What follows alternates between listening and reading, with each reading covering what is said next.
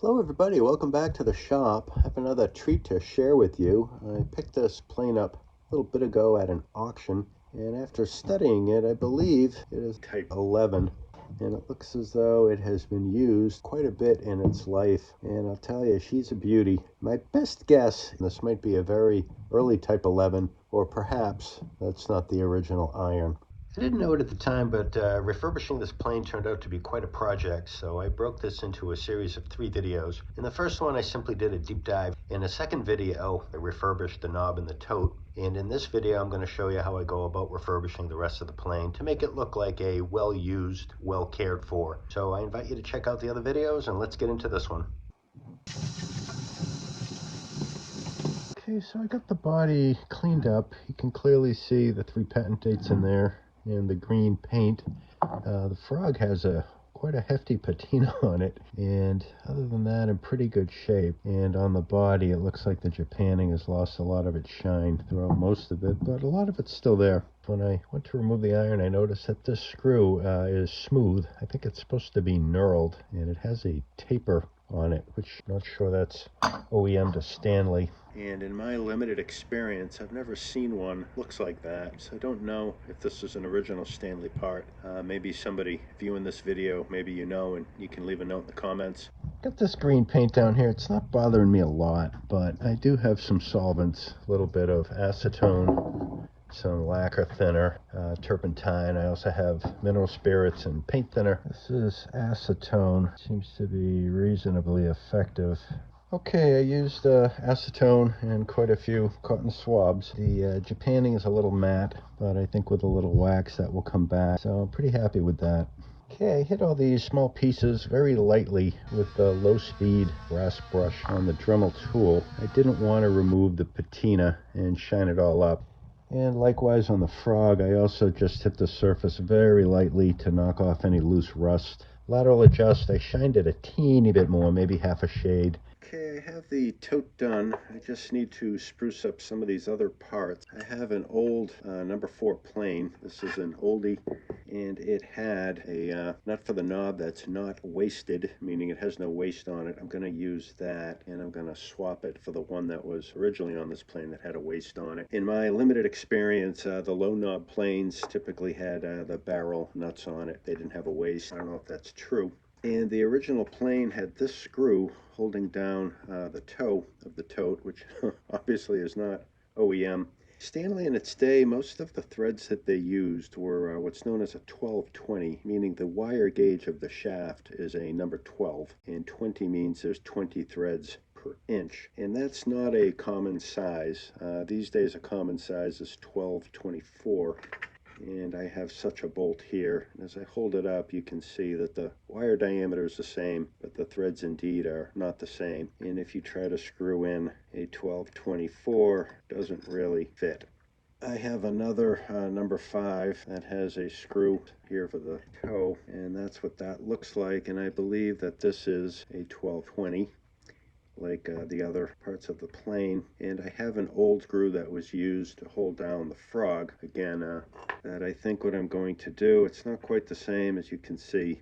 So this is a screw that's used to hold the frog down, and this is the proper screw that's the front to the totes for the number 5 planes and up. And the threads are the same. Screws are pretty much identical, except of course this one has a square Philister style head, where this one is a regular flat head. And over here you can see at the top of the threads there's a little bit of a shoulder before you start to see the threads. I think what I could do is simply round over the head of this screw to be more of a pan head, just to make it look a little more appropriate. Okay, there's my modified screw on the left next to the original screw on the right. You can see it's obviously very shiny. I'm going to have to try to put a patina on that. I had to deepen the groove a little bit, but I think I got the shape of the head about right, and I think that's a reasonable facsimile. So I'm going to try to put a little bit of a patina back on this screw head, and the technique I use is I've got a solution here. It's going to cause an awful lot of rusting very quickly, and I have some water boiling here. This little tin, and what you do to start is you put this in the solution for just a few minutes, and you pretty quickly get Did a little coating of red rust, which is also known as hematite. In fact, you can see it starting to form there. And the next thing to do is to put it in a heated, low oxygen environment. And the best, easiest if the part is small, is just put it in some boiling water for a few minutes. And what will happen is the heat and the low oxygen will turn the hematite, the red rust, into magnetite, which is that really dark blue, black oxide coating. And there it is. I just pulled it out. See, it has a lovely dark color. Okay, I did it a few more times, and I think that looks pretty good. And here's a look at the 3 brass pieces. So I'll give it a good solid scrubbing with some good soapy water, just to see if I can get the dirt off it, leave the patina. So here's some of the brass bits. This is the knob. I soaked it many days in soapy water and kept scrubbing it with a nail brush. And I got pretty much all the dirt out. Still got a healthy patina on it. This is one of the nuts that was original to the plane. I hammered it a little bit up here to try to coax some of the brass that had been chowdered up back into position, and I soaked it in a little bit of a solution, this one that I found in my collection. Again, I just kind of cleaned it up a little bit. I have this abrasive wheel on my Dremel tool, and I'm just hitting a few of the areas of the plane body where the Japanning has been chipped away, because I'm going to try to put a little bit of paint on this just to protect it and stop the Japanning from failing any further. So I'm trying to be very careful, only hitting the areas where there's bare metal. I got another patch up here where it's kind of rusty, and a little bit on this front edge. Okay, I cleaned the area with acetone, and I have this black paint pen by Sharpie. This is actually an enamel paint. It's oil-based. And I'm doing my best to only get the paint where there is no Japanning. Probably going to take 2 or 3 coats to build this up to approximate Japanning. Okay, it's the next day, and you can see the paint that I put in there. It's significantly darker and glossier. But as I get to buffing it and getting wax on it and stuff, that will blend in, but at least it'll help protect the metal a little bit better and make it look a little less obvious. And I consider things like this to be kind of part of routine maintenance. I think anybody over the years that was trying to keep track of a tool like this, that's exactly the type of thing they might have done. Okay, I rubbed some oil and a little bit of buffing. See the areas that I touched it up.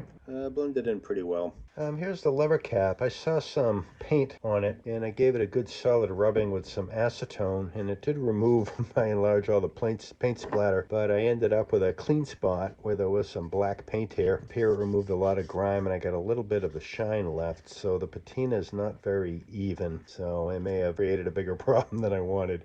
And I could wait a couple years for that to even out. I think I'm going to try to get it a little more even now using the same technique. I had to add a little more hydrogen peroxide. If I brush it on immediately, it starts to kind of foam or froth up. I don't know if you can see the white in there. It's reacting with the base metal. Okay, I got a little bit of rust in those areas. Gonna boil it for a couple minutes. Okay, it's still hot, which is why I have it on a paper towel, but you can see those areas that I treated are a little extra dark now. I'm gonna let this cool, and hopefully I can buff that with some fine steel wool and even that out a little bit more. I think that's looking a little better. Okay, now I'm just gonna buff it up with my dirty oil rag. See, it's darkening it nicely. And here it is, oiled up. I think I evened it out a little bit, not as much as I thought I would. And there's a close-up of the T logo on this particular iron. And that's a pretty good example of that. And that's where I'm gonna leave the iron. I just hit it with the extra fine steel wool to get some of the looser rust off. I'm not real happy with the patina on the sides of the body. Looks like somebody spent a fair amount of time cleaning it. I have taken the time to rub it on some flat sandpaper, try to get an idea of how flat the sole is, and it looks like I got some low spots or high spots, so maybe I should spend a little bit of time just trying to get this a little bit more flat. Okay, I had to change the sandpaper, and it took me probably 2 minutes worth of sanding to get what I think is a fine bottom. This was very flat. There's a little bit of a shadow in here, and the perimeter of the entire sole has a little bit of a shadow on it, and I think that's fine. Probably the difference in depth between this dark spot here and the light spot here, God only knows how little that is. A fraction of a fraction of a fraction of a millimeter. So this is pretty gosh darn flat, and that'll be fine. So now that I know it's flat, I'm not real happy with how shiny this is. Okay, the technique is the same. I spread on some of the oxidizing solution. You can see I got a layer of red rust that's formed on it. I'm gonna let that do its magic, develop a coat of rust, and then I have a shallow pan here, a tray, some hot water that I'm trying to boil, and I'll leave that in there for a few minutes. Okay, I've cooked this a few times. I got a healthy red layer of rust on it. Just using an old paper towel. Okay, I gave it a decent rubbing with a very fine steel wool. You can still see the extra dark splotches there. The bottom looks uniformly gray. This is my dirty oil rag, and that looks like a really nice old tool. And I like the way that has come out. The iron looks like it's had some flattening on the backside in the past. I didn't want to do a full sharpening of it because it's such an old iron. Didn't really want to remove any more material than I had to. What I did do is I stropped the very edge. I'm going to leave the patina and the ghosting of the various parts where it landed against the frog. I think that looks kind of cool. And again, you can see the chip breaker ghosting there and that beautiful trademark. Every screw thread is going to get a drop of oil. The tote doesn't fit very well, so I have to keep the shaft kind of loose, get that threaded on, cinch that down. That's good and tight.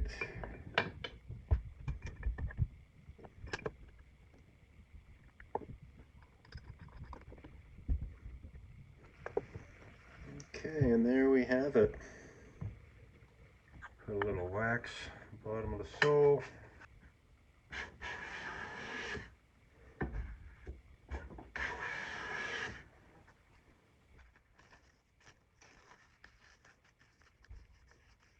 Very nice.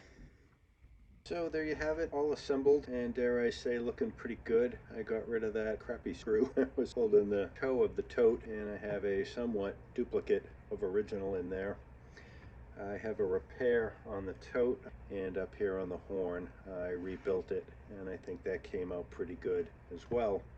I replaced the knob holding the nut. It had originally had a waste on it. Now I have a solid barrel nut. Did a little bit of touch up on the Japanning, rebuilt the patina on the body and the plane, so it looks old but clean and well used, and I think it came out pretty good. Well, and that's all I got for this one, and isn't she a beauty? I'm just tickled to own it. I think it's a really cool little piece of history to have in my workshop. I would say this plane probably comes from the 1909, 1910 time frame. I mean, heck, that was before the Titanic. Isn't she a beauty? So that's all I got. As I said before, don't be afraid to check out the other videos where I showed you some details on how I fixed the tote and gave you a deep dive into what this thing looked like when I first got it. And like I always say, stay safe, take care, keep your eyes out for the next one, and thanks for stopping by.